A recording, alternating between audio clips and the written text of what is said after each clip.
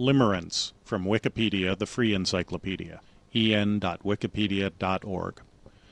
Limerence is a state of mind sometimes referred to as being in love, as distinct from loving someone, and sometimes called infatuation. However, the term infatuation carries connotations of immaturity that limerence separates from the emotion. The word limerence was coined by Dorothy Tenov while a professor of psychology at the University of Bridgeport, Connecticut, around 1977, and first published in her 1979 book, Love and Limerence, The Experience of Being in Love. Limerent is the subjective noun, the limerent person, as well as the adjective form, so the limerent object is the person the limerent desires. The coinages are arbitrary. There is no specific etymology. The word is not found in current dictionaries, but is nevertheless in use by psychologists and by others discussing romantic relationships. Limerence is distinguished from love in that love, in most of its meanings, involves concern for the loved one's welfare and feelings with little or no expectation of gain in return. In contrast, limerence demands reciprocation. Also in distinction from love, limerence tends to be comparatively short-lived. It can last 1.5 years at most, but typically lasts only a few months.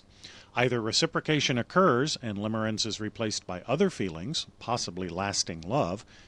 Evidence that the limerent object does not reciprocate finally overwhelms the limerent's passion, or the limerence is transferred to a new object. The primary characteristics of limerence can be summarized as intrusive, perhaps obsessive, thinking about the limerent object and acute longing for reciprocation. Clinically, this state is marked by a decrease of serotonin neurotransmitter, which leads to increase in emotional sensitivity and instability. People can sometimes become very irrational or almost insane. In particular, the desire for reciprocation can produce irrational beliefs. She only had me arrested because her love is too strong for her to stand. And behavior, if I cut off my ear, she will see how much I love her.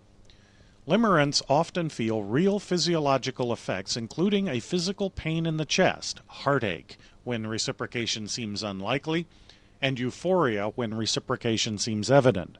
If the limerent object does not reciprocate and does not handle the situation with care, people in this state can suffer severe depression, sometimes committing suicide. Unrequited love is one of the major causes of suicide in the younger generation. An infatuated person has an idealized image of their target. The person fell in love with this image, which may have no relation to the real person whatsoever. The object of infatuation is likely to reject the advances of the afflicted person because they may consciously or unconsciously realize that the afflicted is in love with a fictional image, not them, and that they are not compatible despite the afflicted one's daydreams. Alternatively, the afflicted may get to know the person well enough to realize that they are in love with a fiction and become disillusioned. A happy ending is also possible.